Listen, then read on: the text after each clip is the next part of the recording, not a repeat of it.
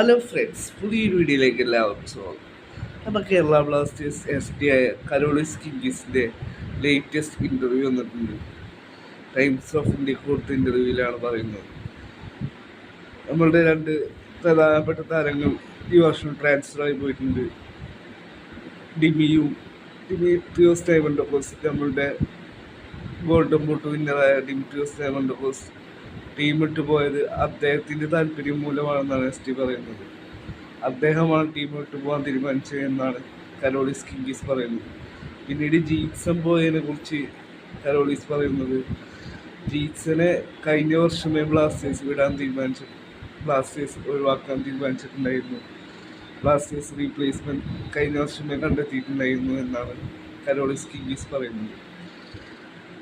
ഡയമണ്ടോക്കോസിന് പകരം Blasters Jesus കിമിനസിനെ കൊണ്ടുവന്നിട്ടുണ്ട്. അതും അത്യാവശ്യം നല്ല ക്വാളിറ്റിയുള്ള പ്ലെയറാണെന്നാണ് പറയുന്നത്.